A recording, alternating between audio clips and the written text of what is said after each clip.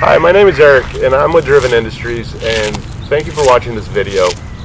If you haven't subscribed to our YouTube channel, please do. If you see any videos that we have that you truly enjoy, please share them. It's all about awareness and getting the word out that nobody has to go through anything alone. Today, I want to go over something that's very close to me, very personal to me, and that is 5 tips that I have of how you overcome and start to heal through the process if you have a loved one take their life or commit suicide, depending on how you want to present it. And what do we do when we're the ones that are left behind? When somebody takes their life, whether it's a loved one, a friend, a family member, it's a lot. And there's not a lot out there when it comes to what do you do in the aftermath. It is a huge aftermath that's out there.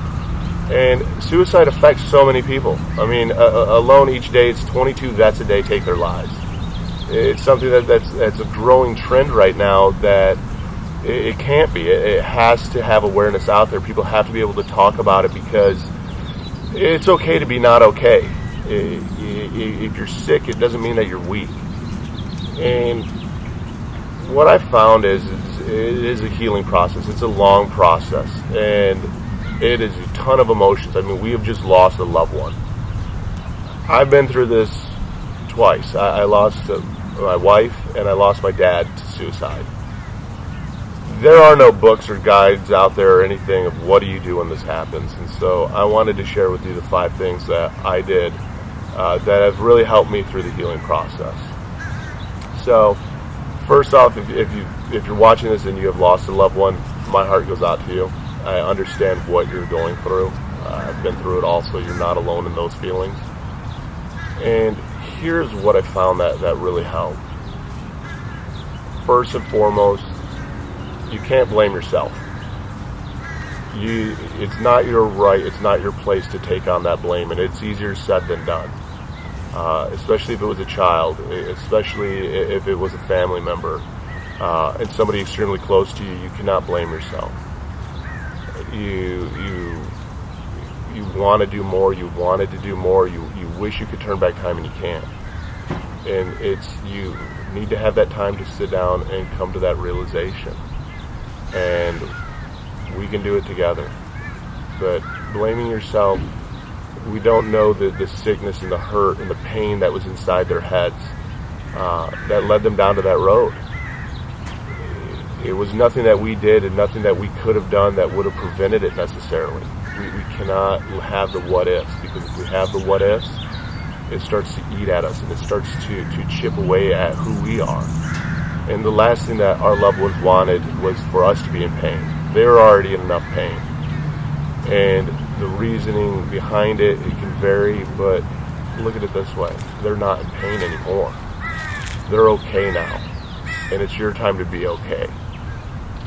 It's all right to let the emotions flow. It's all right to feel it. But understand this, that it's not your fault. You can't hold that blame. The second tip that I have for you is do something to memorialize it.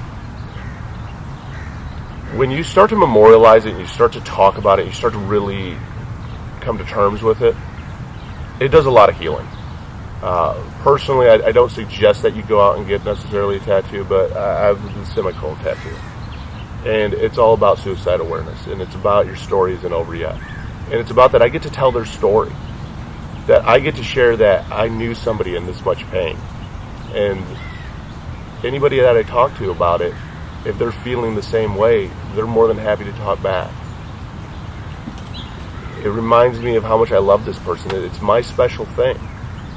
It's my special memorial to them that we're not alone, and it's okay to be not okay. So don't hesitate to find a way to memorialize them. I mean, I've been driven by a cause that was based on the suicide awareness side of everything, but it's also to memorialize and to keep the memory alive. It's to let everyone know that, hey, if you're feeling this way, it's all right. And you can talk about it. There's a ton of healing that goes into it also. And if you're watching this and you've never experienced it, It's hard to explain, but if you have, you'll know what I mean. We don't want to let them go, but we want to remember the good times, and that's what it's about, is remembering the good times, the joy that when we have to talk about them. And people say, how did suicide touch your life? And we tell them. It's funny because the stories that we tell them are always the good stories. We tell them the good stories, and that's what it's about, keeping those good memories there. So don't hold on to the blame. Do something to memorialize them. My third tip is journal. Write. I have a journal that I use, and it's something because we get a lot of emotions and we get a lot of feelings that go through our head. Write them down. Write them down and reflect and review over them, because I do. It does so much for our heads to keep out of the depression, to keep not asking why, to kind of even track our progress of how we're doing healing through this, is to write down all of our thoughts, because one of the biggest emotions that I know sets in afterwards, it is a traumatic experience. It's a life-changing experience. And having a way to get your thoughts out properly, that you can review them and you can try and understand how you felt, is so important. And that's why I feel a journal is really the way to go. It gives you that chance to sit down, reflect through all the different emotional ups and downs and everything that you have. There's a lot of healing also that goes into this. So when you're writing, just write. Don't think about what you're writing, just write. Let your emotions, let your writing flow, and get it all out. And then when you have those days that you're really having a tough time, go back and read through it. Go back and read through what you're feeling, your emotions and your thoughts are. It does a lot to really help you. The fourth thing is you got to reach out for support. You have to, and that's why I do the support reach out videos, especially for people that are in depression, people that are going through anything in life. But we have to have support around us. We can't be alone, because we want to take on all that burden and that it was us and that we could have did more, and we want to think that we could have changed it all. But we can't change the past. So reaching out for support, getting support around you, individuals that have felt the same way, or if you need support, getting on a social media group, getting those outlets out there that we can share our story, does so much to help and does so much to heal. So don't ever hesitate whenever you're hurting to reach out for support. And if you have no one to reach out to me. Hit me up through our website. Hit us up through Twitter. Hit us up through Facebook. Just share. It heals. It helps. It helps because it's all healing along the process, along time, and coming to terms with it. So reach out, find your support groups, and once you have your support groups, start holding them close and be active in it. The more active we're in it and the more that we start to help other people, the better that we start to feel, and kind of almost the release that begins to happen, knowing that we're helping other people. We couldn't help this loved one, but we can help somebody else. And it does such marvelous things to your head, and does such marvelous things for you, healing along the way, knowing that you're able to help even somebody else. So now that you cannot take the blame, we're journaling and we're getting our thoughts out. And if you can't tell, it's all emotional. That's all it is. There's not a lot of physical to it. It's emotional. We're getting our thoughts out. We're finding the support group. We're memorializing our loved ones. The last and big thing that I really have to say that will help you along with the emotional healing is speaking out and actually getting involved in the suicide awareness community. Get involved with others. When you start to have a cause and you start to have something in life and you have a passion behind it, because you're going to build a passion inside you. You're going to build a passion inside you that you don't want anyone else to experience this. You're going to build this passion that you want to save others. We can't save anyone, but we can give them somebody to talk to. And that's one of the biggest things we can ever do. So go on to Google, go on to our website, find the resources out there. There's a lot of resources out there. Sometimes they're hard to navigate. That's why feel free to hit us up directly. But go out and do a cause. Do a suicide awareness walk.